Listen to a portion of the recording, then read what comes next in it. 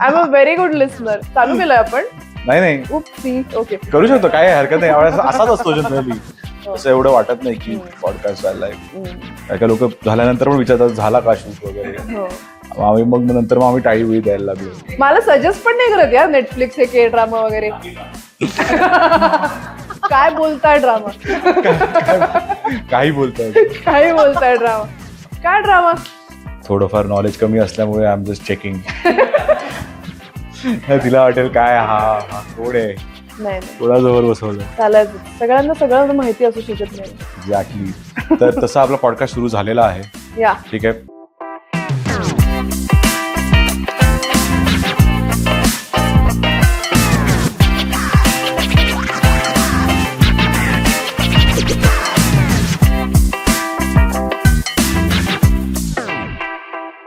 We have Rucha Apte, yes. Actor, content creator. तू films केल्या आहेत, नाटक केलेस, टीव्ही सिरियल केलेलं आहेस. वेलकम टू काय बोलताय. Thank you. Thank you so much for आम्ही कमिंग. काय बोलतोय आता काय बोलतोय एक्झॅक्टली. त्यामुळे थँक्यू सो मच पहिलं तर आल्याबद्दल. थँक्यू. आणि आजचा आपला फार जनरल पॉडकास्ट आहे. General get to know Rucha, the career, the lines which is worked on, काय कशी झाली जर्नी. तर काय कसं ही स्टार्ट कशी झाली तुझी. स्टार्ट मी शाळेत होते तेव्हा माझी एक मैत्रीण एका सिरियल मध्ये काम करायला लागली होती. तेव्हा मला असं कळलं की अच्छा कोणीही काम करू शकतं टीव्हीवर. नाहीतर आधी मला वाटायचं की ते अनोळखी लोक कोणीतरी वेगळे असतात ते आणि तेच काम करतात. पण ती करायला लागल्यावर मला असं वाटलं की अरे कोणीही करू शकतं, मग मला पण हे ट्राय करायचंय. पण तेव्हा ऑफकोर्स आई वडील नाही म्हणाले की अजून तू लहान आहेस वगैरे, सगळं सुरू झालं. आणि तेव्हा काय अक्कल असते रे आपल्याला की काय ह्याच्यामध्ये काय करायचं असतं. बरोबर. मग ते तेव्हा काही झालं नाही. मग 10वी झाल्यावर मी नाटक करायला लागले. ओके. इथे महाराष्ट्र कल्चरल सेंटर, MCC, त्यांच्याबरोबर मी शनिवार पेठेतलं. येस, सुदर्शन. आता ते सगळीकडे एक्सपांड झालं, पण तेव्हा सुदर्शन होतं फक्त. सो ते मी करायला लागले.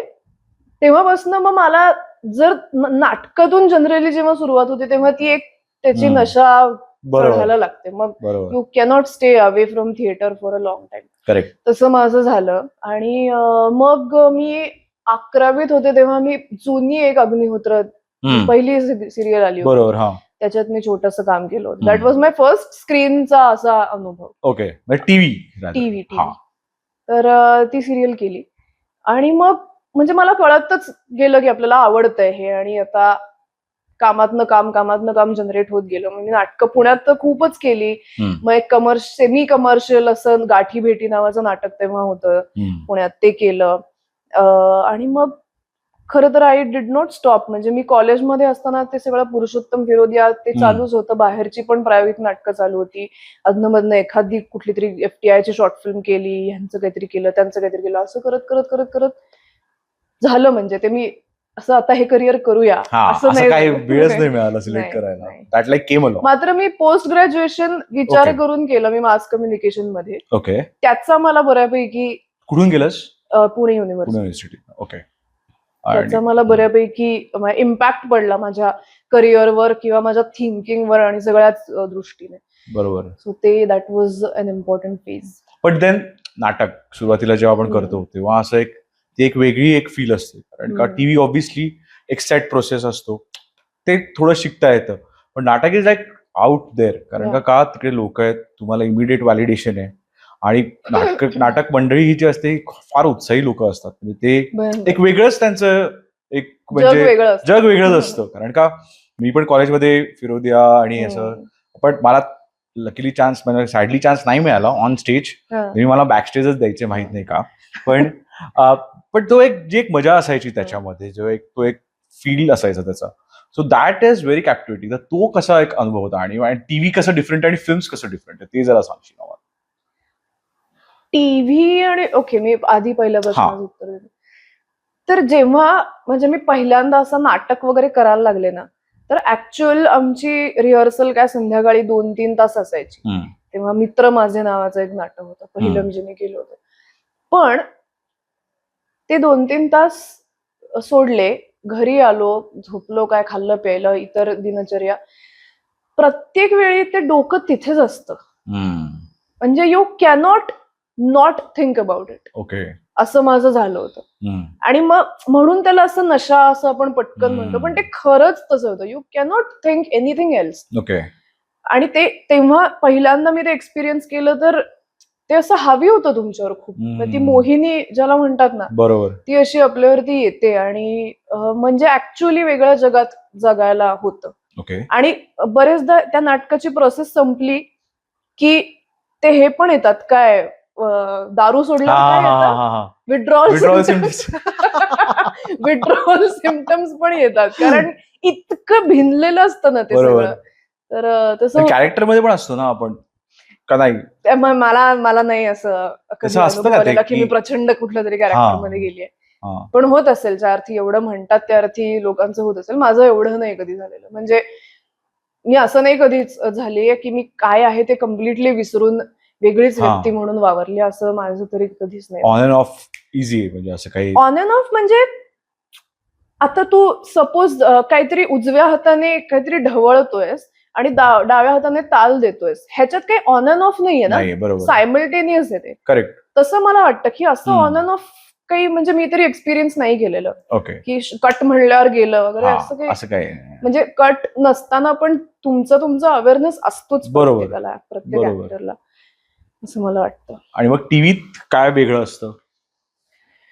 टीव्ही मध्ये काय वेगळं असतं तर एक म्हणजे तू चांगला आता शब्द वापरलास, इन्स्टंट हे नसतं त्याला, रिॲक्शन किंवा रिस्पॉन्स किंवा व्हॅलिडेशन. बरोबर.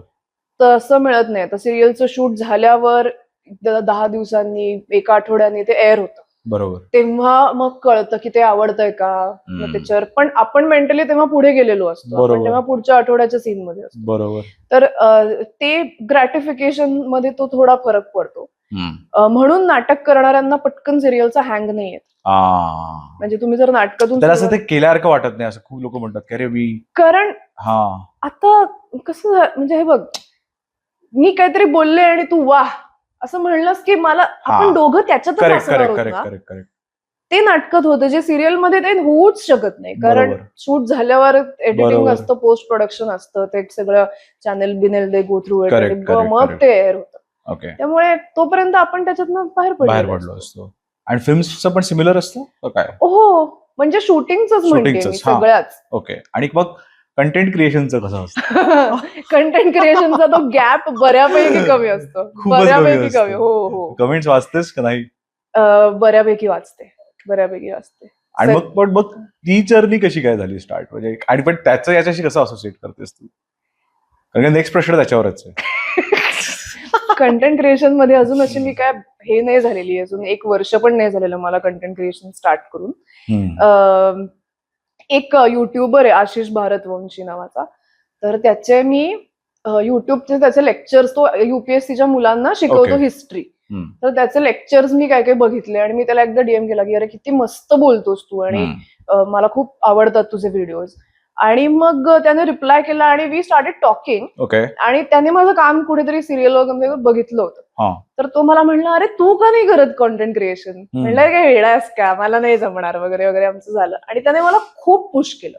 तो म्हणाला नाही नाही नाही तू करच, लहान आहे तो माझ्यापेक्षा, रुचा ते तू कर कर कर कर असं म्हणायला लागला. म्हणले ठीक आहे, एखाद दुसरा मी व्हिडिओ टाकून बघते आणि जर मला मजा आली तर आय विल कंटिन्यू.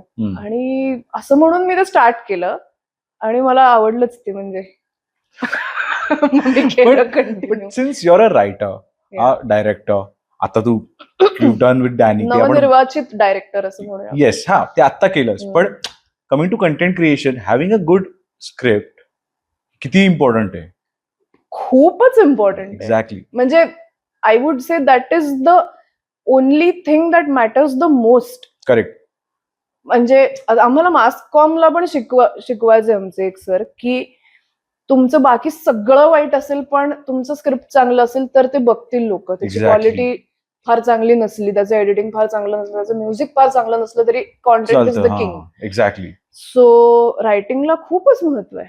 पण हे किती चॅलेंजिंग आहे, कारण का आधी 1 मिनिटाचं होतं ट्रेंड, आता 20, आता 30. काल मी बघितलं 1 सेकंदाचा ट्रेंड आहे. Have you seen that? काय बघितलंस त्याच्यात? काय नाही, असं खट खट अशी ती व्हिडिओ आहे, फक्त 1 सेकंदाची आहे. त्यात मेसेज आहे म्हणजे तो वाचायलाच तुला जवळजवळ 10 वेळा ती रील बघायला लागते. So that is that algorithm. So Getting you it? Rewatch so म्हणजे तू 10 वेळा तू बघूनच झालं ती रील तुझी. सो दॅट दे आर हे प्लेइंग. मला माहिती नाहीये. हे आता एक 2-3 सेकंदाचं दिवसापासून वगैरे. चालू आहे. 1 सेकंदाचा ट्रेंड आहे. बट कमिंग टू दॅट की कारण का यू सीन डॅनी, अथर्व, तू अमेझिंग काम करता तुम्ही. कारण का म्हणजे खरंच आणि ते खूपच म्हणजे कॉन्टेंट क्रिएशन मध्ये ते माझ्या खूपच सिनियर आहेत. So, प्रत्येकाचं एक आमची वेगळं नावं आहे. तू हा. एका वाक्यात नको घेऊस. मी नाही, खूप नवीन आहे त्यांच्या समोर. बट रिअली हे अवघड खूप आहे पहिलं म्हणजे तर. कारण काय हे बघ सगळ्यांना सिक्रेटली कंटेंट क्रिएटर फेमस व्हायचंय. सगळेजण we are trying our every bit, everybody is trying to do something. आणि ज्याला जे कम्फर्टेबल आहे तो ते करतोय बरोबर. बट जसं तू हे सुरू केलं काय what was the feeling like पहिला व्हिडिओ जेव्हा व्हायरल गेला किंवा काय असं काय होतं? ऍक्च्युली माझा पहिला व्हिडिओ व्हायरल गेला हे मला खूप नंतर कळलं. मी 3-4 व्हिडिओ टाकल्यानंतर मला ह्याला 400K व्ह्यूज आले तसं मला झालं. तर ते बरं झालं कारण मला तेव्हा माहितीच नव्हतं की व्हायरल होणं म्हणजे काय, किती व्ह्यूज येणं म्हणजे भारी असतं हे काहीच मला माहिती नव्हतं. आणि म्हणजे सिरियल मध्ये वगैरे काम केल्यामुळे माझे तेव्हा चांगल्यापैकी फॉलोअर्स होते. असे 75,000 वगैरे माझे फॉलोअर्स होते तेव्हा. तर त्याचा एक मला ऍडव्हान्टेज मिळाला. आणि तेव्हा माझा फोनचा कॅमेरा पण इतका बेसिक होता. म्हणजे इतका बेसिक फोन माझ्याकडे होता. माईक्स नव्हते आणि तरी मी त्यातल्या त्यात काहीतरी तो आशिष सांगतोय म्हणून केला व्हिडिओ. आणि तो काहीतरी असं 450K ला वगैरे गेला. तर मला तेव्हा खूप भारी वाटलं की म्हणजे आपल्याला जमतंय असं आपल्याला वाटायला लागतं. पण मला असं नंतर लक्षात आलं की जर अल्गोरिदमने असं नवीन कुठलं तरी कॉन्टेंट क्रिएटर स्पॉट केला तर नो मॅटर ते तुमचं त्याचा रीच वाढवतात. बरोबर आहे. ऍब्सोल्युटली. सो तसं झालं असेल त्या व्हिडिओ बाबतीत. पण that was enough for me to be on that correct thing. म्हणजे again validation we are talking about. तर पण जेव्हा असं होतं पण मग तुला आता म्हणजे काय तुझी फ्रिक्वेन्सी असते आणि त्याच्या एक कंटेंट क्रिएटर होण्याचा एक ऍडव्हान्टेज पण असतो बिंग अन ऍक्टर का नाही? ऍब्सोल्युटली असतो. म्हणजे मी म्हणेन बिंग अन ऍक्टर हा कॉन्टेंट क्रिएशन साठी ऍडव्हान्टेज आहे. कॉन्टेंट क्रिएटर असणं हा ऍक्टर साठी ऍडव्हान्टेज आहे का नाही माहिती नाही मला अजून. पण मग असं होतं कधी विजिबिलिटीमुळे अरे हा आपण त्याला चान्स देऊया, त्याला 1 लाख फॉलोअर्स आहेत किंवा आमच्यासारखे पॉडकास्ट रुचा आपल्याला बोलूया मी असं 1 लाख ते तू सांग आता नेमकं मी नाही सांगू शकत. तू म्हणून बोलवलंस का मला? मला मी असं ऐकलंय की आजकाल कास्टिंग करताना फॉलोईंग तुमचं बघतात. कारण see everybody wants to make money, everybody wants to reach certain number of people. So ते मला असं वाटतं I think that is fair. आता ऍक्टर्स पण हळूहळू सजग व्हायला लागलेत की आपल्याला टाकायचंय, टाकत राहायचंय इंस्टाग्रामवर काहीतरी काहीतरी काहीतरी. नाहीतर हे रील्स वगैरे नवीन आले तेव्हा मी पण त्यांच्यातली एक होते की हे काय करत असतात लोक लिपसिंग करून काय व्हिडिओ म्युझिकली आलेलं आधी ते सुरुवातीला ते गाण्यांचं ते करायचं ते मला अजूनही ते फारसं नाही जमत नाही. मला ते खूप भारी आवडलं नाही. मला ते आवडत नाही. त्याच्यात माझी जी क्रिएटिव्हिटीची भूक आहे ती काहीच भागत नाही. फक्त व्हॅलिडेशन साठी ते मग मला ते बोर होतं. सो ते होतं तेव्हा सगळे ऍक्टर्स असं म्हणत होते की हे स्वतःला ऍक्टर कसे म्हणतात, यांना वाचिक अभिनय म्हणजे काय माहितीये का, डायलॉग डिलिव्हरी म्हणजे काय माहितीये का. पण तेव्हा ते एवढंच होतं फक्त. तेव्हा असं कॉन्टेंट क्रिएशन चालू नव्हतं झालं जिथे काहीतरी तुम्ही 1 मिनिटात स्वतः ओरिजिनॅलिटी नव्हती तेव्हा. करेक्ट. कारण ते सगळं फीडच केलं जात होतं ना आपल्याला. बरोबर. पण आता म्हणजे if you are a content creator you have to be an actor असं पण. आणि चांगल्यातले म्हणजे आता डॅनी खूप चांगला ऍक्टर आहे. अरे खूपच चांगला ऍक्टर आहे. केवढ्या भूमिका करतो. एक्झॅक्टली. त्याच्या रील्स मध्ये अथर्व रुके काय ऍक्टर. एक्झॅक्टली. अथर्व रुके what an actor is. Amazing.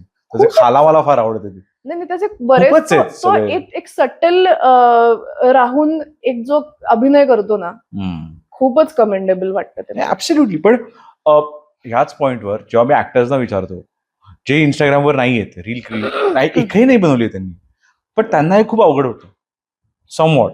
काय ना मेजॉरिटी लोकांना म्हणजे आता अगेन दॅट इज प्रत्येकाचं वेगळं वेगळं हे आहे हाऊ दे आर अडॅप्टिंग या to the new content. Yeah. आता सपोज उद्या इंस्टाग्राम, जसं इंस्टाग्रामचं जर ऑर्कुट झालं तर मे बी आपण लिंक्डइनवर ते सगळं करू किंवा कुठला तरी प्लॅटफॉर्म येईलच for example. So creating content is important. या बट तसं तुला वाटतं का की content creators would be making good actors और वाइस वर्सा, जे actors can become good content creators, असं काही आहे? Content creators are definitely making good actors. Okay. Like some of them are really good, जशी मी आता तुला नावं हम्म, घेऊन सांगितलं. ऍक्टर जर तुम्ही फक्त ऍक्टर असाल ना, तर मग कॉन्टेंट क्रिएशन मध्ये रायटिंग, हा, डिरेक्शन, एडिटिंग हे सगळं आहे. Correct correct. त्याचं प्रत्येकाला आवड असते असं नाही, ते नाही, करावं असं हा. वाटतं असं नाही. सो बरोबर. But actors can also be very good content creators. Okay. आता हिचे रील्स, कोंबडी पळाली, डान्सर कोण? क्रांती रेडकर. हा, क्रांती रेडकर. क्रांती रेडकर ती काय कॉन्टेंट क्रिएटर नाही म्हणता येणार, पण तिला इन्फ्लुएन्सर पण नाही म्हणता येणार. She just shares whatever What does happens she mean? Around. हा, बरोबर. पण म्हणजे people watch it. Exactly. So मग तुम्हाला तुमचं काहीतरी त्यातून काय आपल्याला आवडीचं आपण पोस्ट करू शकतो कन्सिस्टंटली, बरोबर. असा विचार केला तर मग सापडू शकतं असं मला वाटतं. पण याच्यावरच की असं जसं म्हणतात लोक की एखादा कंटेंट क्रिएटरला maybe people would not like to watch them in a 2 hour or 3 hour format, आणि वाईस वर्सा, की म्हणजे मोठ्या ऍक्टरला रील्स, अरे हा काय करतोय असं पण म्हणतो आपण. फॉर एक्झाम्पल अक्षय कुमारने रील केली, पण आपण म्हणतो शाहरुख खानने कधी रील नाही केली. अरे पण बोलणारच आहेत ना भाई. बोलणारच आहेत ना. आजकल आप एक्झॅक्टली. कुछ भी करो, कुछ नहीं करो तो बोलेंगे, कुछ करोगे बरोबर. तो बोलेंगे. अगदी उनका बरोबर. क्या अभी सिरियसली कितना लोग ते आहे. पण आहे, ते पण आहे. सगळं गेलं तर लोक बोलणार. ऍक्टर्सने स्वतः केलं नाही केलं तरी ते स्वतः बद्दल सुद्धा बोलतात. एक्झॅक्टली. आणि आता डिमांडच असेल, प्रोड्युसर म्हटला की तुझी फिल्म आहे, कर एक रील एखादी, किंवा नाटक केलंय, करा, तर करायला लागणार आहे यार.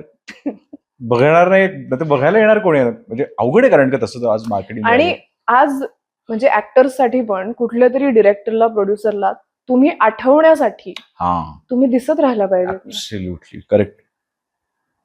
त्याच्यामुळे मग आता इंस्टाग्राम फोटोज जास्त पुश करत नाही, रील्स बरोबर पुश आहे. करतं. मग तुम्हाला काय पर्याय कुठे राहतो आपल्याकडे? मग कास्टिंगला पण असं म्हणतात की इंस्टाग्रामचं प्रोफाईल पाठवा वगैरे, असं काय आहे? ऍब्सोल्युटली हो? म्हणतात. फॉलोईंग बघतात, मी तुला तेच सांगते. किती फॉलोअर्स आहेत, ओके. किती क्राऊड ही पुल करू शकते, हा पुल करू शकतो, हे बघतात. My god. मग आय थिंक मग what you are doing is amazing आता, in terms of reels, in terms of natak, direction, writing. That is for them to say, not complete package आहे आता That आपल्याकडे. is we not have for Rucha me to Apte on the show, just reminding everyone. पण आता तू डॅनी बरोबर केलास त्याचं आपण बोलूया. Yeah. की आय थिंक तुझा पहिला एक हा होता writing. You have been writing since past 4-5 years, correct? तर मग हा अनुभव सांगशील आम्हाला? सो डॅनी चा लाईव्ह शो कसा स्टार्ट झाला बरं? हा, अथर्व सुदामेचा लाईव्ह शो अनाऊन्स झाला. हा. तर तेव्हा माझ्या डोक्यात आलं की अरे डॅनीचं कोण करत असेल, कारण ते मित्र आहेत, ते बरोबर, हो, एकत्रच चालू करून पुढे आलेत असं आहे. तर तेव्हा मला असं डोक्यात आलं डॅनीचं कोण करत असेल, लिहित कोण असेल, डिरेक्ट कोण करत असेल. आणि जस्ट तो थॉट आला आणि मी सोडून दिला तो. आणि मग मी कुठली तरी फिल्म बघून असे थिएटर मधून बाहेर आले, तर मला रोहन येलमकर म्हणजे डॅनीचं सगळं बघतो, त्याचा फोन आला. तो म्हणला एक काम आहे जरा, आपण भेटूया का? म्हणलं भेटूया. तर आमची काय अशी ओळख नव्हती. मग मी गेले भेटायला, तर तो असं म्हणला की डॅनीला लाईव्ह शो करायचा आहे आणि स्टँडअप कॉमेडी करायचं त्याच्या डोक्यात आहे, तर तू डिरेक्ट करशील का? तर मी म्हणणार स्टँडअप कॉमेडी मी काय डिरेक्ट नाही करू शकणार, कारण त्याच्यात काय डिरेक्ट करण्यासारखंच नसतं. You just stand up and just talk. पण मी त्याला म्हणलं की मला असं वाटतं डॅनीने स्टँडअप कॉमेडीपेक्षा एक लाईव्ह शो करावा, ज्याच्यात अजून पात्र असतील, ज्याच्यात सेट असेल, ज्याच्यात म्युझिक असेल, ज्याच्यात कॉस्ट्युम्स असतील, म्हणजे सगळंच. तर मग आमचं असं बोलणं, मी त्याला म्हणलं की मी तुला 1-2-3 आयडियाज देते विचार करून, आणि तुम्हाला आवडलं तर मग आपण करूया. पण स्टँडअप असेल तर मी काही त्याच्यात करू नाही शकत. आणि मग मी त्याला त्या दोघांना सांगितल्या, माझ्या डोक्यात 1-2 आयडियाज तयार झाल्या त्या, आणि मग त्यातली एक त्यांना आवडली खूप, आणि मग ते म्हणाले चालू करूया आपण. आणि मग आम्ही डायरेक्ट म्हणजे आम्ही ते रायटिंग सेशन्स चालूच केली, मी आणि डॅनीने बसून. ओके. सो त्याची एकतर मी खूप आधीपासून फॉलोअर होते आणि मला खूप आवडतो त्याचा कंटेंट खूप वर्षांपासून. तर असं नव्हतं की हे सगळं नवीन आहे माझ्यासाठी, अच्छा हे कॅरेक्टर आहे का, ह्याच्यात तू काय करतोस, असं मला अजिबातच बरोबर आहे, बरोबर. तर मग त्याने काही कॅरेक्टर सांगितले की ही मला काही करून घ्यायचीच आहेत. मी काही त्याला त्याची फॉलोअर म्हणून सांगितली की ही बघायला लोकांना डेफिनेटली आवडेल. बरोबर. अशी आम्ही त्या फॉलोअर कॅरेक्टर्सची लिस्ट तयार केली आणि मग त्याला ब्रिजिंग पॉइंट शोधले. मग एकातनं दुसरं, मग तू कपडे बदलायला जाशील तेव्हा काय होईल स्टेजवर, हे सगळं आम्ही बोलत गेलो. मग मी स्क्रिप्ट लिहिलं आणि मग आम्ही स्टँडिंग करायला लागलो. झाला आणि पहिला शो म्हणजे ऍब्सोल्युटली असे 2-2.5 महिने गेले असं झालं मला. अमेझिंग. आणि काय कसा होता रिस्पॉन्स लोकांचा? खतरनाक रिस्पॉन्स होता. म्हणजे लाईट्स आल्यापासून, जे पहिल्यांदा डानी स्टेजवर नसतो, लाईट्स येतात तेव्हापासून लोक जी ओरडायला लागली आहेत, म्हणजे शो संपून तो बाहेर आला आणि मी तेव्हा बाहेर नव्हते, मी आतमध्ये आमची आवरावरी चाललेली, पण मी असं ऐकलं की तिथे मुली पडल्या वगैरे त्याच्या म्हणजे त्याचे फोटो काढताना. आणि काय म्हणजे क्रेझी, खूपच क्रेझी झालं. अमेझिंग. मग आता नेक्स्ट शो वगैरे काय? नेक्स्ट शो पुढच्या महिन्यात झालाय प्लॅन, म्हणजे आता आउट होईल लवकर. ओके. मग हे म्हणजे असं होतं का मग Danny like switches through the characters that is done along with the theme of it का? Kind of. ओके. आपण जास्त त्याचं प्रमोशन नाही करायचं तू सांग, म्हणजे याच्यात जास्त प्रश्न. मी खूप असं सांगत नाही आता. It is out there. खरं तर सोशल मीडियावरती टाकलंय त्याने पण, म्हणजे कुठली कॅरेक्टर्स येतात जातात ते सगळं माहिती असेल आता लोकांना. पण त्याच्यामध्ये काय होतं नक्की, त्याचं गोष्ट काय आहे, फॉर्मॅट काय आहे ते मला नाही सांगता येणार, कारण ते खरंच एक्सप्लेन करण्याजोगं नाहीच आहे, कारण ते नाटक नाहीये. पण ते नाटक आहे पण. Okay. So I don't know how to say that. सही आहे. पण मग अजून पुढे काय असे प्लॅन्स, काही डिरेक्शन, OTT काय? अरे बापरे, नाही एवढं नाही रे. म्हणजे मी स्क्रीन डिरेक्शन फार नाही केलेलं. ओके. काहीच नाही केलेलं. म्हणजे मास कम्युनिकेशनच्या वेळी माझी अभ्यासाची जी फिल्म होती, स्टुडंट फिल्म, ती मी एकदा फक्त डिरेक्ट केली. त्या पलीकडे मी स्क्रीन डिरेक्ट नाही केलेलं काहीच. पण हा शो डिरेक्ट करताना मला असं वाटतं की मी अजून एखादं नाटक बसवीन पुढच्या भविष्यात, नजीकच्या भविष्यात. पण आता जास्त काय बघ, तुला प्रायोरिटी कशाला देते, नाटकाला, टीव्हीला, फिल्मला, कशाला, काय जास्त? कारण का हा प्रश्न आहे की देर इज कमर्शियालिटी ऑल्सो, राईट? की फेम ऑब्व्हियसली यू हॅव, तेवढा रीच आहे तुला, तेवढा एंगेजमेंट पण आहे, की बघ कमर्शियली वायबल काय जास्ती वाटतं तुला, किंवा काय करायला आवडण्याची गोष्ट वेगळी, पण कमर्शियली वायबल काय? कारण का खूप लोक बघतायत. कमर्शियली वायबल मला असं वाटतं डेली सोप करणं, सिरियल करणं, किंवा मग एखादं मोठं नाटक, जे मी साखर खाल्लेला माणूस नावाचं नाटक केलं होतं दामले सरांबरोबर. ते म्हणजे त्याचे महिन्याला 26 शोज असायचे रे, काही श्वास घ्यायलाच वेळ नाही मिळाला, आणि कुठेही असायचे म्हणजे त्याचे. सो आम्ही म्हणजे कॅनडाच्या दौऱ्यावरनं आलो आणि दुसऱ्या दिवशी कोल्हापूरला शो केलाय, इतपत त्याचे कुठेही असायचे. बापरे. सो ते एकतर मेंटली खूप ऑक्युपाइड ठेवतं तुम्हाला. मी बघितलं साखर खाल्लेला माणूस. हो का? मग तू माझा होतीस? कुठे? पुण्यातच बघितलं. मी टिळक स्मारकला बघितलंय. टिळक स्मारकला एकच शो आय थिंक झालाय आणि तोच बघितला.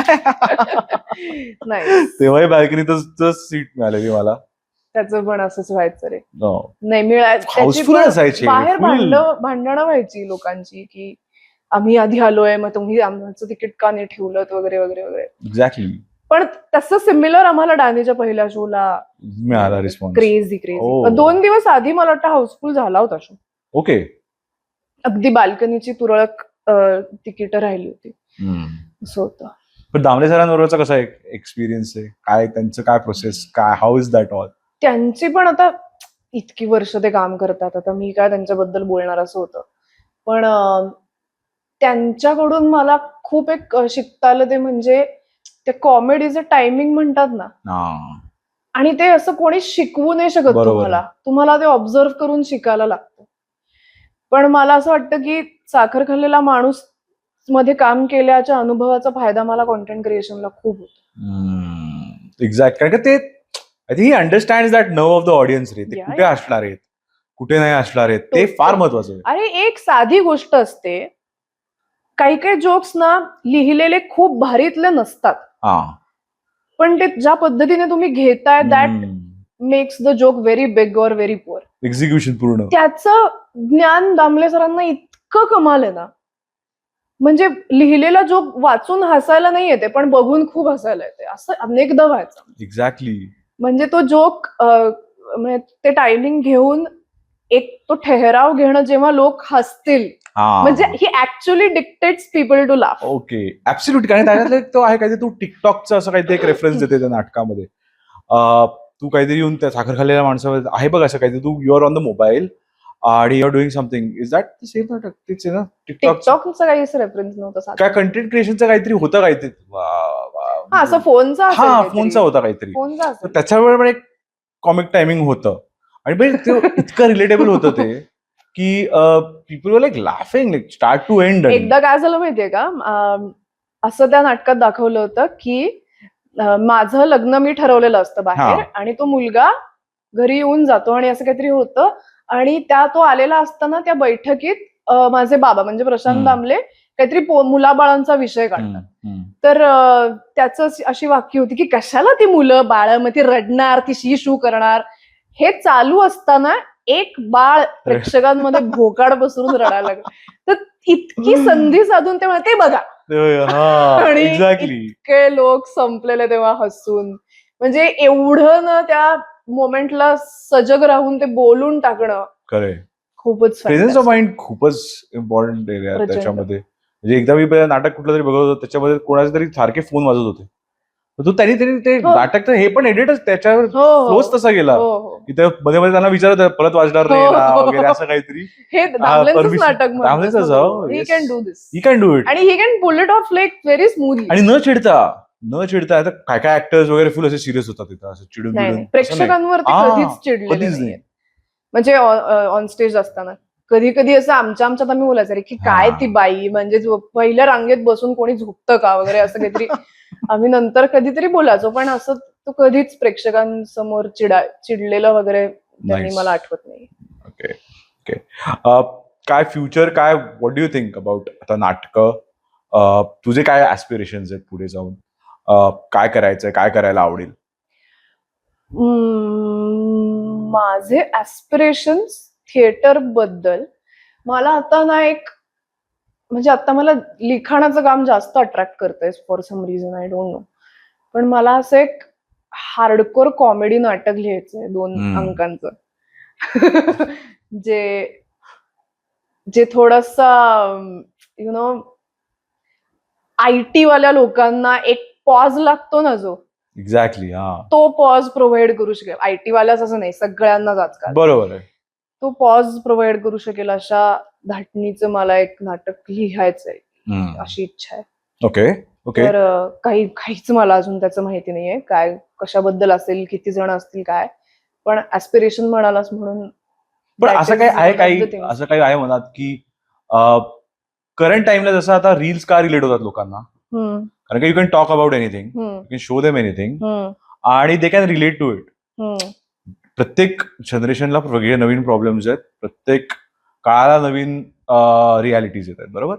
की म्हणजे आता जे आपण फेस करतो की सगळेजण मोबाईलमध्ये आहेत फॉर एक्झाम्पल, किंवा फार रिलेव्हंट टॉपिक्स आहेत, तर याच्यावर काही नाटकं किंवा काही करतायत लोक का? सिरीज येत आहेत तशा? हो सिरीज येत आहेत डेफिनेटली. नाही नाटकं पण येत आहेत, म्हणजे एक्सपेरिमेंटल स्पेस मध्ये तर येत आहेतच. Okay okay. अगदीच येत आहेत. आता ग्रिप्स नावाची एक थिएटर कॉन्सेप्ट आहे, ज्याच्यामध्ये जी नाटकं डॉमिनेटली लहान मुलांसाठी असतात, पण त्याच्यामध्ये काम करणारे ऍक्टर्स वगैरे 15-16 वर्षांच्या पुढचेच असतात. ओके. तर त्या स्पेसमध्ये आता टीनेजर्स साठी किंवा लहान मुलांसाठी टेक्नॉलॉजी रिलेटेड चांगली नाटकं. ओके. MCC म्हणजे आमची जी संस्था आहे, त्यांच्या थ्रूच 1-2 नाटकं मी पाहिली. त्याच्यानंतर रेनबो अम्ब्रेला नावाची एक संस्था आहे, ते पण या स्पेसमध्ये चांगलं काम करतात. सो एक्सपेरिमेंटल प्रायोगिक नाटकांमध्ये अशा गोष्टी हाताळल्या जात आहेत, आणि खूप काळ नाही लागणार ते कमर्शियल वरती पण यायला. बरोबर. कारण खूपच होतं, बाकी काही आयुष्य कशाबद्दल लिहिणार तुम्ही आता? तेच ना, म्हणजे तुम्ही आता टिरनिक कॉन्व्हर्सेशन नाही नाहीच देऊ करू शकत शकत. नाटकात. एक्झॅक्टली.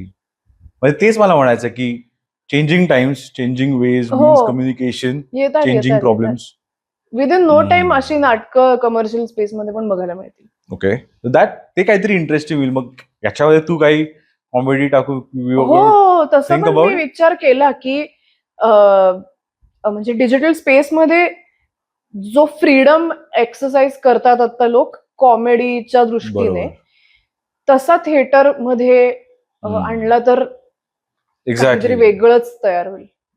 पण मला त्याच्यात मात्र म्हणजे माझ्या काही पॅरामीटर्स आहेत, त्याच्या पलीकडे मला जायला नाही आवडत. म्हणजे रिलेट व्हावं म्हणून काहीही दाखवण्यात बरोबर, काही हा. पॉइंट नाही. पण मग ते त्या चौकटीत राहून खूप खूप गोष्टी असतात रे, आता खूपच गोष्टी असतात ज्या बघून आपल्याला रिलेट होतात. कारण सगळं जे घडतं ते सगळं आपण स्क्रीनवर बघतो, असं झालं. करेक्ट. असं झालंय. तर थिएटर स्पेसमध्ये पण खूप इंटरेस्टिंग काहीतरी घडू शकेल. अमेझिंग. कमिंग टू सगळी जर्नी, फ्लारी साईड बोललो आपण. स्ट्रगल्स कसे असतात या लाईन मध्ये? कारण का मला माहिती आहे, मी बॅकस्टेज केलेलं आहे, खूप आवडतं. पण फ्रंट स्टेजला जेव्हा तू असतेस किंवा नाटक मिळणं, फिल्म मिळणं, त्याच्यात जाऊन अडॉप्टिंग टू दॅट एन्व्हायरमेंट, माहित नाही, कदाचित पहिल्यांदा करतो तेव्हा खूपच अवघड असतं. आणि मग एखाद्या वेळेस नाटकच कॅन्सल होतं, फिल्म बंद होते. Talking about the lows even content creation मध्ये, की चल 10 एप्रिल पूर्वी एखादी खूप व्हायरल गेलेली, मागच्या 10ला so far response. So all these lows will talk about. हा कसा तू, how do you deal with?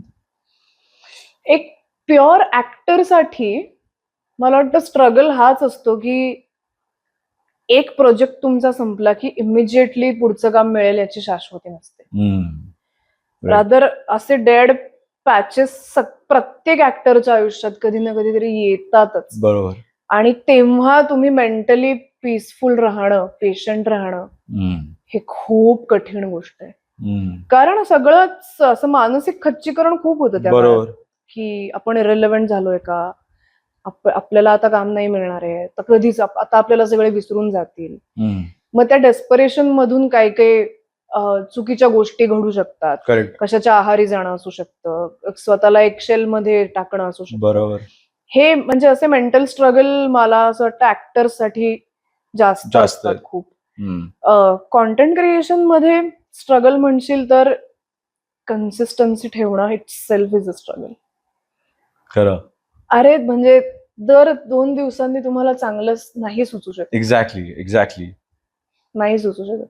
पण ते टाकलं नाही तर खचकन अल्गोरिदम तुमचा हलतो, त्यामुळे पटकन रीच कमी होतो. आणि मग परत तो कधी वाढेल कायची काही गॅरंटी नाही. मग मध्ये तुम्ही किती ऑस्कर विनिंग कॉन्टेंट टाका, बरोबर, इन्स्टाला वाटलं नाही जाएगा तो नाही जाएगा. तर ते कन्सिस्टंटली चांगलं सुचत राहणं, त्याला काहीतरी गॉड गिफ्टच पाहिजे. बरोबर. आणि का तेवढं रिलेटेबल असणं फार महत्त्वाचं. प्रत्येक रील. आणि कसं रे, म्हणजे आता मी तरी 4 दिवसांनी टाकते एक रील, पण देर आर पीपल जे ऑल्टरनेट डेज टाकतात, जे रोज टाकतात. काय रोज 2दा टाकतात. इट इज एक्झॉस्टिंग यार वन टाइम. आणि मग जर्नी सो फार काय म्हणशील, what were the struggles in the journey so फार? म्हणजे आता हे तर झालं आपलं कंटेंट क्रिएशन. माझ्या प्रवासातली म्हणजे स्ट्रगल्स, माझ्यासाठी मुंबईत राहणं हा एक मोठा स्ट्रगल होता. पुण्याची लोक नाही राहू शकत ना मुंबईत. काय कळत नाही रे काय गणित आहे. पण एवढं चिल लाईफ आहे इथे. असं जे म्हणतात ना बाहेरच्या राज्यातली लोक की इस शहर ने तो मुझे अपना बना लिया, मला असं कधीच नाही वाटलंय. मला कधी अपना वगैरे नाही. मला पण कधीच नाही. मला मुंबईला गेल्यावर असं वाटतं कधी एकदा पुण्याला जाऊ.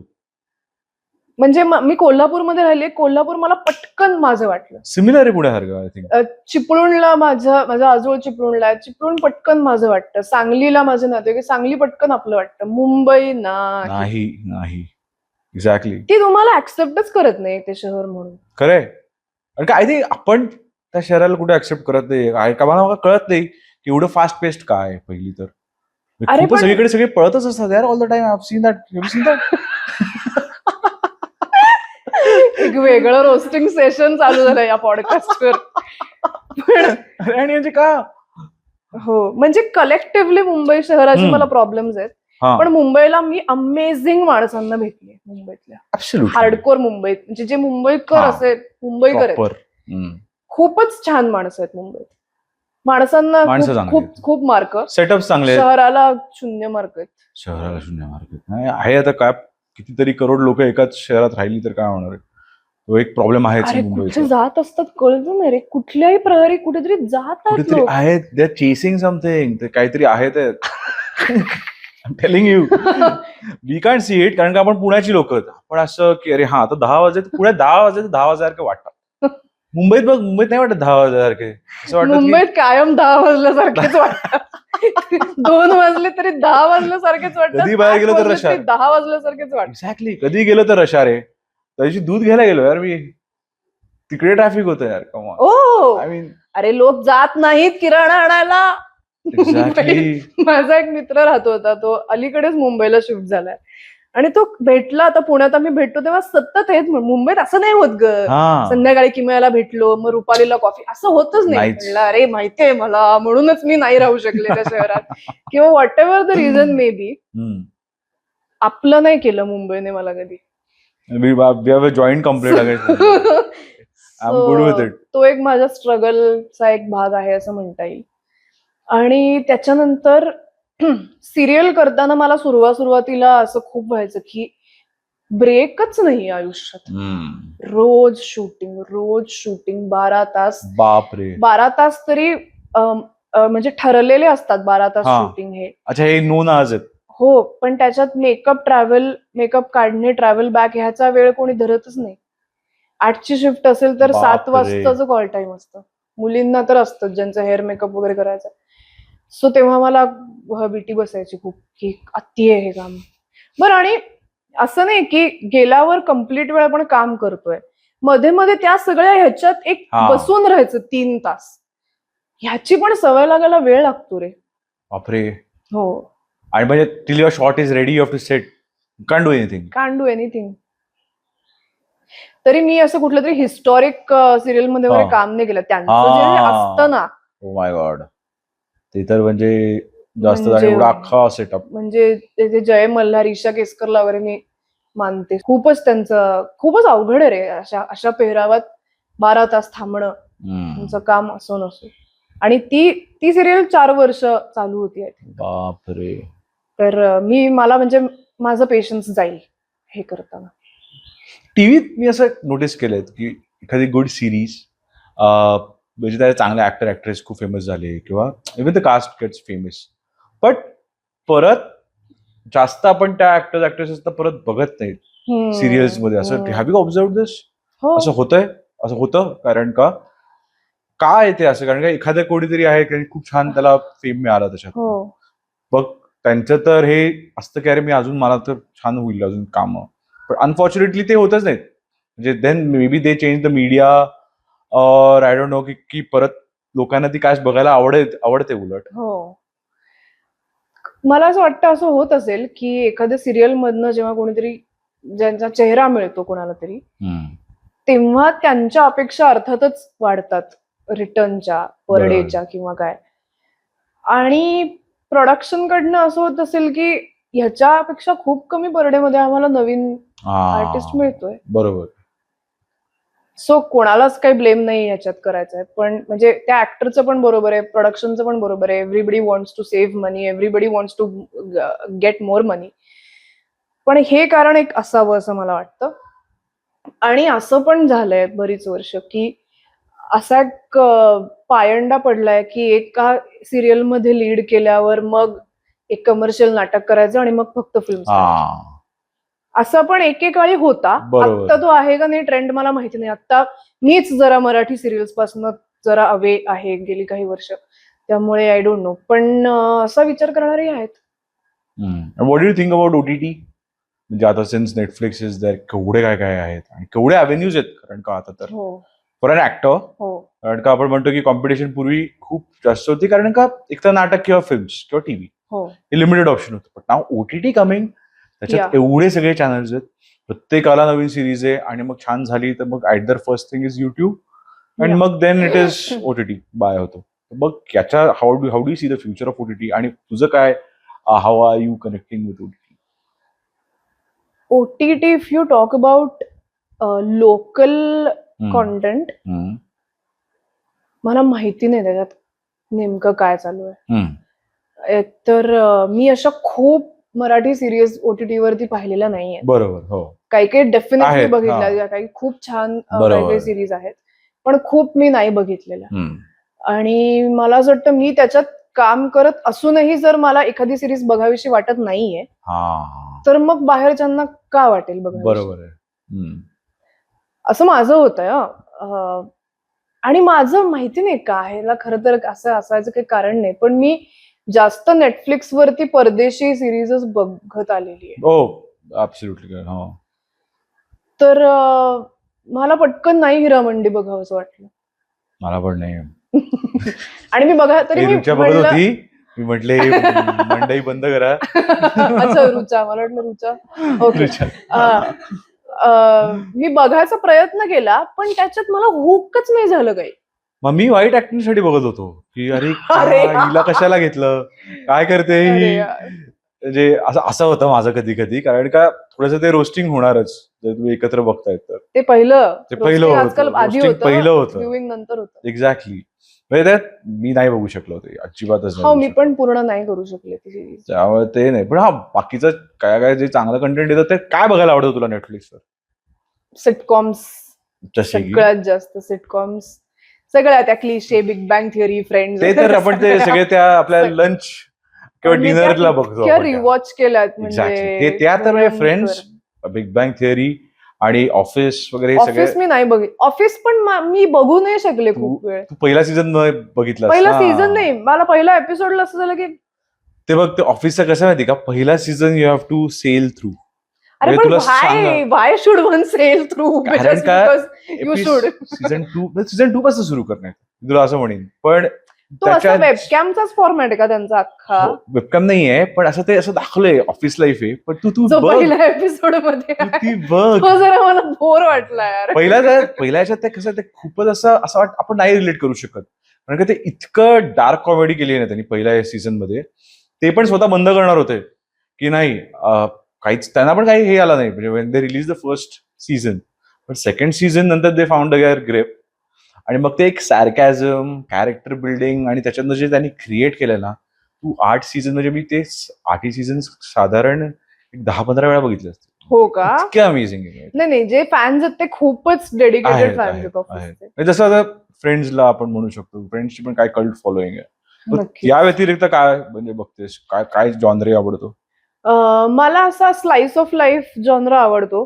गिल्मोर गर्ल्स नावाची एक सिरीज मी 3-4 वेळा बघितली आहे. त्याच्यानंतर किम्स कन्व्हिनियन्स नावाची एक सिरीज आहे कोरियन फॅमिलीची, का ती मी 2 वेळा बघितली. के ड्रामा आवडतं? म्हणजे काय के ड्रामा कोरियन सिरीज? नाही बघितले. गुड. म्हणजे काय हे नाही माझं कोरियन फॅनॅटिक नाही, मी पण नाही बघितले, त्यामुळे मी गुड म्हणलो. ती आहे का? के ड्रामा म्हणजे सगळे 90चे शाहरुख खान पिक्चर कसे होते, सगळे तसे असतात. म्हणजे स्टोरी वाईज मला तरी असं वाटतं. मत वेगळे असू शकतात लोकांची. कुठलं एखादं नाव सांग मला एखादं के ड्रामाचं.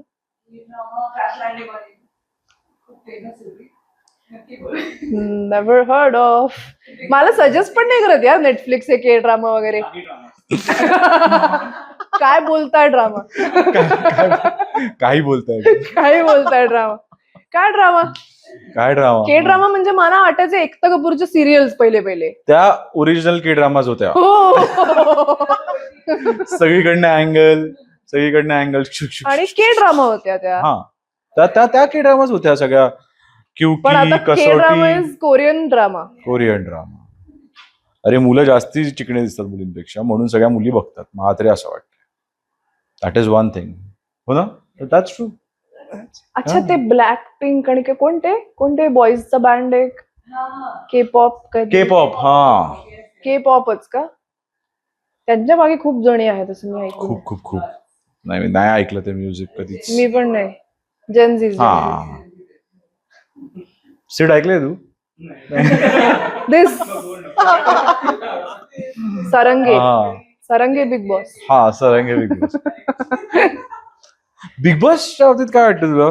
बघितलंयस कधी? मी सगळे सीझन बघितलेत मराठी बिग बॉसचे आणि एन्जॉय केलेत. पहिले 2 तर मी पहिला तर मी खूप एन्जॉय केला यार. हो, पहिले आय खूप वॉज भारी असतात. रूटिंग फॉर पीपल वाईल हा. वॉचिंग इट आणि मी वोट बीट करायचे आणि खूपच मजा घेतली मी पहिल्या सीझनची. म्हणजे ज्याच्यात मेघा धाडे जिंकली बरोबर, तो हा. ना पहिला, हो, खूप मजा तो भारी घेतली होता. मी. आणि हिंदी बिग बॉस किंवा आता बिग बॉस ओटीटी नाही काय नाही. नाही. बिग बॉस ओटीटी काय क्रेझी ती आता ती वडापाव गर्ल आहे त्याच्यामध्ये. हे मी तुला माहिती का ती वडापाव गर्ल? नाही मला वडापाव गर्ल नाही माहिती, बिग बॉस ओटीटी पण नाही माहिती. अच्छा, म्हणजे आता बिग बॉस ज्यांना पहिलं तुम्ही- राखी सावंतवाला बघितलेलं हा, पहिलं ते Big Boss. ते भारी होते, ते बेस्ट होते, ते रवी फुल क्रिंज किशन होते होता का? त्याच्यामध्ये. फुल क्रिंज, मस्त, फुल मस्त, क्रिंज, मस्त. फुल क्रिंज. गए ते पण बघून. तसंच आहे. पण मग आता त्यांनी काय केलंय की जे कंटेंट क्रिएटर्स आहेत त्यांना ते येतात दॅट इज द ओटीटी असं. हो, डॅनी हा. पण कुठल्या तरी एका तो बिग त्याच्यात बॉस त्यांनी- मध्ये गेला होता. But he had gone for like meeting them वगैरे अच्छा. असं ऍज अ गेस्ट अपिअरन्स होता त्याचा. तो जाऊन भेटला काय वगैरे. बरोबर, राईट मला आठवलं बिग बॉस ओटीटी काय म्हणतेस ते. आवडेल बिग बॉस मध्ये जायला? हिम्मत नाही, माझ्यात गट्स नाहीत. नाही जाणार, नाही जाऊ शकत. Can't survive. का? छे, माझा तो जॉनरा नाहीये रे. जॉनरा काय माझा तर तो झोनच नाहीये माझा. मी हरीन पहिल्या एलिमिनेशन मध्ये, बाहेर पडीन. तुला काय माहिती, आम्ही सगळे वोट करू यार. हो, तुम्ही 4 जणांनी वोट केलं तर मग मी जिंकेन नक्की. 4 वोटांनी जिंकशील. नाही रे, जोक्स अपार्ट. पण बिग बॉस इज पण मला असं विचारायचं होतं की मग creating something on those lines किंवा असं काय आवडेल तुला किंवा काय असं लाईव्ह कंटेंट जसं आता चला हवा येऊ द्या टाइप्स किंवा ते एक होतं महाराष्ट्राची हास्य जत्रा टाइप्स, असं काहीतरी कॉमेडी शोज वगैरे किंवा काहीतरी काय हो, स्क्रिप्ट करायला मला आवडतं? असं आवडेल करायला. स्किट मध्ये मला Skit आवडेल types. कॉमेडी करायला. हा, पण again that needs to be a fiction show. Fiction Bigg show. Boss is not a fiction show. Exactly. हा, ते मला नाही करायला जमणार. बरोबर आहे, बरोबर आहे. नाहीतर मग मी इन्फ्लुएन्सर झाले असते. हा, but I cannot put myself out there in public like that. पण तो इन्फ्लुएन्सर तर आहेच, म्हणजे असं असतं ना, कंटेंट मी क्रिएटर्स आर क्रिएटर आहे. इन्फ्लुएन्सर्स. नाही. इन्फ्लुएन्सर्स म्हणजे जे गेट रेडी विथ मी, मग तुम्ही फॅशन किंवा ट्रॅव्हल ह्या सगळी स्पेसिफिक निश स्पेसिफिक. पण ब्रँड्स तर अप्रोच करतच असतील. ब्रँड्स अप्रोच करतात, पण ते व्ह्यूज साठी करतात. Views साठी करतात. Correct. It doesn't matter to them if you are a influencer or a content creator. बरं, आपल्या व्ह्युअर्स साठी if you are a content creator, if you are a नाटक, if you are doing TV और films, मग कसं काय लोकांनी expect करायचं? How is the pay scale? कारण का हा फार कॉमन प्रश्न येतो की ठीक आहे तुम्ही करतायत हे सगळं, पण मग याचं कमर्शियल व्हॅल्यू काय असते, आपल्याला काय कसं डिमांड होतं, काय कॉन्टेंट क्रिएशन ऑल याच्यामध्ये नाटकांमध्ये किंवा असं? कारण का हा कोणी प्रश्न विचारलाच नाही आणि मला पण खरं माहिती नाही. कॉन्टेंट क्रिएशन मध्ये काहीच सांगू शकत नाही रिगार्डिंग पेमेंट किंवा काय. युट्यूबवर जर तुमचं चांगलं चालत असेल तर बरोबर. ते पे करतात, पण इंस्टाग्राम काही पे नाही पे नाही करत, करत नाही पे करत. तुम्हाला. पण brands pay ब्रँड करतात. कोलॅब्सच करायला लागतात. ओके, त्यांना पण एक विशिष्ट तुमचे इन्साइट्स असतील तरच ते तुमच्या बरोबर काम बरोबर. करतात. कन्सिस्टंट असाल तरच काम करतात. त्यामुळे आणि अनेक असे चांगले चांगले क्रिएटर्स आहेत ज्यांचा कंटेंट खूप चांगला आहे, पण त्यांच्याकडे ब्रँड्स नाही जात. का हे माहिती नाही मला. त्याच्यात तो शहर आणि ह्याचा डिवाइड आहे खूप. ते खूपच वाईट आहे. ते ब्रँडला जर वाटलं की हा माझा फेस नाही होऊ शकत तर नाही होऊ शकत. It's like that. सो चांगले चांगले क्रिएटर्स आहेत जे ब्रँड कोलॅब्स करताना दिसत नाहीत, पण ते युट्यूबवर पण तितकेच वाईड स्प्रेड आहेत आणि तिकडनं त्यांना काहीतरी होत असेल म्हणजे जनरेशन तसं. आणि नाटकं, टीव्हीचं आपण बोललो, आणि फिल्म्स कसं असतं? फिल्म्सचं इट इज रिअली नाईस. म्हणजे अर्थार्जनाच्या दृष्टीने फिल्म्स करणं किंवा मॉडेलिंग करणं, ऍड फिल्म्स करणं हे खूपच चांगला ऑप्शन आहे. बरोबर. पण त्याच्यात कास्ट होणं डिफिकल्ट असतं. म्हणजे आता मी फिल्म्स करणार आणि आता तू फिल्म्स केल्यास असं नाही होऊ शकत. तुम्ही फिल्मसाठी कास्ट व्हाल न व्हाल हे खूपच काही अजिबातच तुमच्या हातात नसतं. ऍब्सोल्युटली. तर ते दॅट इज डिफिकल्ट. मग त्या मानाने सिरियल मध्ये जरा इझियर आहे, कारण खूप चॅनेल्स आहेत त्याच्यावर सतत नवीन शोज चालू होत असतात. सो सिरियल मध्ये एक वेळ तुम्ही कुठेतरी प्लेस होऊ शकता. फिल्म्स आणि कमर्शियल नाटक सुद्धा जरा अवघड आहे. बरोबर. ओके. ठीक आहे. Coming to the last segment, झालेत प्रश्न उत्तर. आता एक रॅपिड फायर करू आपण, जस्ट असं गंमत म्हणून. ठीक आहे. लास्ट मूवी कुठला बघितलास? सावरकर. सावरकर. चहा की कॉफी? चहा. फेवरेट को स्टार जो आतापर्यंत आवडला काम करायला, असं आहे कोणी? मला असं कुठल्याच माझ्या को स्टार बद्दल काहीच कधी प्रॉब्लेम नाही झालेला. बरं, नॉन फेवरेट को स्टार? नॉन फेवरेट को स्टार आवडलंच नाही काम करायला असं मी तेच स्किप म्हणू शकतेस तू, स्किप. कोणाबद्दल मला प्रॉब्लेम नाहीये, पण मला लाडू नावाचा एक कॅरेक्टर होतं तुझ्या ते जीव रंगलामध्ये. तो एक भयंकर मधापेक्षा गोड मुलगा होता, तो छोटा. तो माझा फेवरेट को स्टार असं मी आज सांगू इच्छिते. ओके. मॉर्निंग पर्सन आहेस का नाईट आउल? काय? मी नाईट आउल म्हणून जगलेली आहे अनेक वर्ष, पण आता मी मॉर्निंग पर्सन. खरं तर मी लवकर झोपते आणि उशिरा उठते, जो आम्ही निदर. दुपारची झोप तीही लागली तर चालते, पण मला दिवसा झोप नाही लागत. Okay. Okay. One thing you can't live without. एका गोष्टीशिवाय तू नाही राहू शकत. Phone. Not proud but. Favourite holiday destination काय? माउंटेन्स का बीचेस? काय म्हणशील? किंवा काही पण. 2022 ला लास्ट ट्रिपला गेलीये. कुठे? गोव्याला. पण त्याच्यानंतर मी गेलेच, पण मला असं वाटतं की मला जंगलात किंवा माउंटेन्स मध्ये जायला आवडेल. Okay. Okay. If not an actor, तू काय झाली असतेस? I am not just an actor. म्हणजे ऍक्टर आता जे म्हणजे मी ऑलरेडी लिहिते आहे, आता मी डिरेक्शन करायचा प्रयत्न केला. हे मला म्हणायचं. मला खूप पत्रिका बघणाऱ्यांनी असं सांगितलं की तू वकील झाली पाहिजेस. अरे वा. तू वकिलीचं तुझ्यामध्ये हुनर आहे. अच्छा. मी ती काही ऍडमिशन वगैरे घेतलेली नाही, त्यामुळे तो ऑप्शन आता संपलाय. सगळ्यात जास्त बिंज वॉच केलेली कुठली series? Friends, big bang theory. Big bang. कुत्रा का मांजर? दोन्ही. कोणीच नाही. तुझ्याकडे आहे? फेवरेट पदार्थ खाण्यात? खूप काय काय काय काय खाते मी, खूप आवडतं मला खायला. ओके. पण त्याच्यात फेवरेट म्हणजे सध्या मी सुशी खूप खाते. Okay. Okay. Bingeing on that. Bingeing on sushi. Nice. Favourite pastime when you are not working?